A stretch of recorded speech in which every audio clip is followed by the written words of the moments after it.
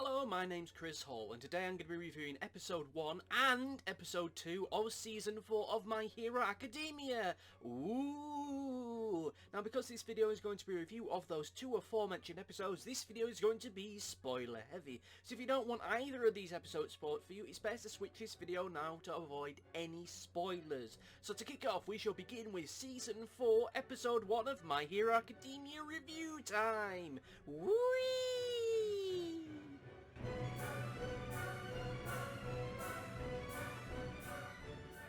Okay, so I'm not going to linger too long on doing this particular episode's review because of the fact that, well, this is my third attempt in trying to do it. I tried to do it in my original review of this episode, then the original remake of this review, so this is the remake of the remake. We're entering into territory that no one should ever enter into, but nonetheless, I want to discuss what I felt about this particular episode of My Hero Academia.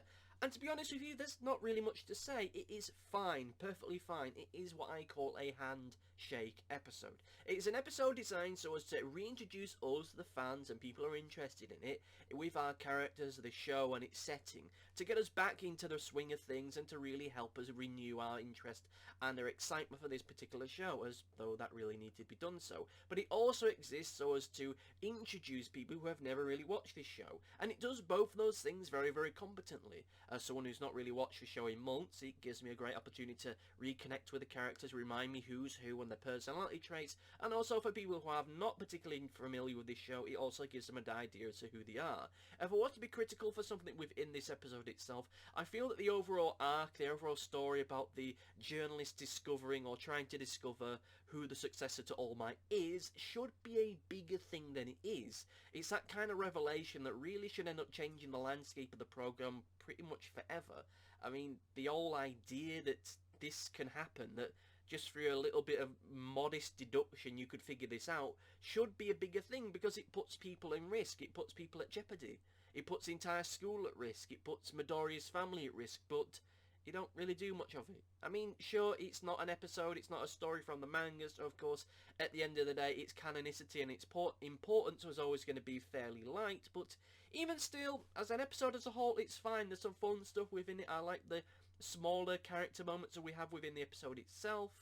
It is good to see the characters seeing the whole gang back together and doing their thing. Yeah, it's not the bright slash bang wallop superhero stuff, but you know what? I'm the kind of person that kind of likes these filler episodes in My Hero Academia.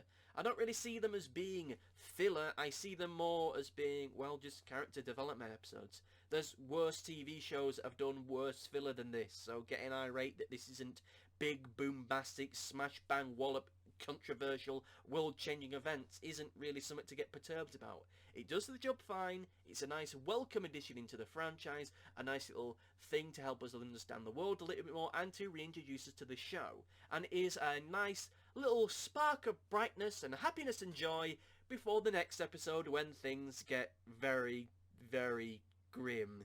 Speaking of which, let us discuss that episode now! I feel that this is where the meat of this particular discussion is going to lie because there's a lot to unpack here. My word, I mean, all the hype, all the discussion about how dark and grim this particular new series is going to be was, yeah, it kind of is living up to that hype. I want to talk about the explosion pit. I want to talk about the explosion bit. You want to talk about the explosion bit. I want to talk about the explosion bit. But we got to talk about other things before we get to the explosion bit. But it's the first thing in the episode, so we got to discuss about the explosion bit. I mean, god damn it! Like, I think this is the first time in the series thus far that we've had a named character getting killed. We've seen extras getting killed by Stitchface burninating them towards the end of the last series. We've seen people get mangled and hurt and injured, but we ain't seen them die. We've had stuff implied off screen, but we ain't seen no one buy the farm. And certainly not in a way like this. I mean, Christ on a bike. Like, the way they set up that moment, you think that Magnet Sister, or whatever her name's supposed to be, the way they set that up as they're charging in to take care of Yakuza Beakface Man, they set it up like this is going to be a big moment for them, that this is going to be a big stand-up moment that's going to help us empathise and sympathise with them, and by extension the League of Villains and all the people in it. Because, as has been said, they kind of feel like they kind of feel like they've been manipulated and tricked into being villains more so than they are necessarily evil people, in my opinion. And I know I haven't said that before, but whatever. I feel that this moment would have been like that. It was going to make us go, oh, okay, we understand her, we understand the life she has, we get it. And that whole moment was supposed to be something that was going to sympathise with them. And the way that thing would have otherwise played out would have been, they get into a fight, they get severely injured, we feel sympathetic towards them, then there's another fight, and then it kind of ends up going the way that it ends up doing. But no, expectations are subverted, and Magnet's sister, whatever the name is now a bucket of blood, smeared and splashed all over the place. Just going from that moment of understanding a little bit more about him, getting to know a little bit more about him, and to understand them more, and to just rip that away from you. It's horrible. It's just really depressing, and for the rest of the day I'm just there like, did they really need to go out like that? Did they really need to die like that? And I suppose, yes, because at the end of the day, for a program like this to work, you need weight to it. You need impact to things happening. You can't just have people getting into fights and getting beat up, and then they get okay, they have a sensory build and they're fine, or they get wished back by the Dragon Balls and it's fine, and there's no kind of stakes to anything happening to anything anymore. You know, not to get into a whole other discussion, but with this, you have to have stuff like this happening. It becomes more effective because you have that little flashback, because you have that moment that makes you think, yeah, you go on, you beat the crap out of that weird, angsty, tweeny weirdo. You do it. Oh, God, you're everywhere. And you're just there like, I can't believe the show did it. And then you got Compression Man, David Copperfield guy, charging after him to get some revenge, and their arm gets exploded off, and you just like, what the fuck's going on? Last week we're having a quirky, wacky episode with a guy taking selfies, and it all be kind of funny, and now everyone's dying. Now everyone's dying, and there's blood everywhere, and you're just there in that moment thinking, are they all gonna get killed off? Are they all gonna get murdered? Is that movie coming up? They're just kind of like a smoke screen, and they're just gonna do like they did with the Infinity War trailer and edit characters into the trailer that weren't in the final fight sequences of the final movie. Are they gonna do that? And turns out they're not actually in this movie at all, and it's gonna be someone else. It's gonna be Beakface doing it. I mean, it was carnage. It was carnage, a horrible bloody melee, and it just immediately then says to you, yeah, this series is going to be darker than anything we've had thus far. And my God, it's brilliant, it's revolting, it's terrifying, but it does it very, very well. I mean, sure, it's not the most violent and most depressing thing I've ever seen on a television programme, but good lord, to go from, again, not to linger on it too much, such a light and interesting and exciting episode last week to something so heavy this week, it's just amazing, it really is, and just the sheer implications of this new villain and their quirk, and then you consider it compared to our heroes, you're there like, so how many people here have a ranged quirk? How many people can take this guy down without actually having to touch him? Because I am looking at you all, and you all seem to be close combat fighters, and it's freaking me out now. Like, Aoyama, can you, like, use your belly button laser as, like, a sniper rifle or something, you know? Can we have you on a grassy knoll somewhere, and you're just gonna shoot him, and you can JFK him if you want to? I mean, could we do that? I mean, that would work. Or Todoroki, yeah, you can freeze him to death, and then we could smash the Christ out of him. We could do that. Everyone else, you just take 5. You all go you just go off on holiday for a little bit. We need everybody range fighters right here, right now. We're not fucking this up. Oh God, it's just so terrifying because the main villain, the League of Villains, as I said in my initial impressions video, that weird mix between incompetent but at the same time terrifying. They have this kind of look and feel to them, and the while they kind of act that feels almost bordering on Saturday morning cartoons. But I like Saturday morning cartoon villains, so that's not really much of a criticism. They're just Saturday morning cartoon villains in a world where their actions have consequences, and those consequences build up and develop and go forward and go forward and forward. So when you see them getting horrifically murdered and mangled by even bigger, more legitimate bad guys, it makes you really uncomfortable, and it makes you think, like I say, as to how the hell our heroes are supposed to deal with it. Of course, it's not just the whole thing of Magnet Lass, or whatever her name is, being turned into wallpaper paste that is the only emotional part within this story. You've also got the stuff with Midoriya suddenly realising that, yeah, he can't exactly dive about like All Might and be the hero that everyone needs, because he's got people that love him and people that he has to protect. He can't just throw his life on the line here, there and everywhere because his mother's freaking out about it. You have the flashback bit with his mum being like, you can't do this to yourself, you can't do this to me, you can't just leave me alone in life without you because you're the only person that I've got. And you just there think to yourself, yeah, she's right, you can't just do that because you are all that she's got. And him suddenly realising that, and he has to kind of almost adopt a more aloof Bakugo kind of approach to it, where he has to just kind of say, oh yeah, I just want to be really strong and I really want to be really powerful and ha ha ha and be the bestest hero ever. Oh god, I've suddenly realised I'm ruining myself, because we know, we've had it established to us that if he can't use his quirk in his arms anymore, or at least he can't risk it, because if he does it, he'll shatter the bones in his arms so horrifically that he won't be able to use his arms anymore. That's the weight of things as they are for him. And that's why he has to use his kicking power now, and it's a kicking power that he still hasn't really got the full grasp of, and already he wants to start his work placement stuff. Now, I, like many people, I'm watching this with the subtitles on, and I'm going to admit to you that it is difficult for me to do so. So the exact rationale as to why he's doing it, I didn't get. I'm sure it's in the episode itself, so I'm not going to fault the episode itself because I didn't get it. But like I say, I didn't get the reason why it was that it was doing it and why I was pushing it, because it must have skipped past me. Maybe the video jumped or whatever. I didn't see, or at least my brain didn't process it. So for me, the sudden want to, all right, I want a work placement now. Yeah, I know I've got to wait a couple of years to do it, but I want to do it now. I want to be the bestest hero there's ever been. I'm going to do it right here, right now. Felt very odd to me. Though of course it may just be the construction of the episode itself, but you know, the whole point of this particular episode is to establish where this overall series story is going to be, which is going to be more about the stuff with the work placement, which I'm not so keen on. I mean, I like the stuff when they're in high school and they're doing the superhero high school stuff. I like it, it's fun, and the idea of kind of, right, we're not going to really bother with that, maybe there'll be some side stories with it, just, yeah, I'm not so keen on it.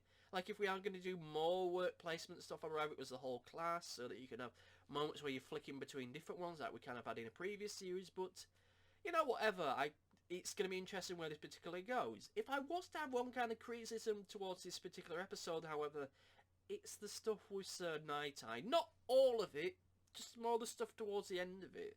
This episode establishes that this guy's going to be a hard ass, that he's going to be a strict disciplinarian, that he's going to be typical, stereotypical, tropey, serious mentor guy that's going to come across as an arsehole, but the hero is going to learn something very important from them.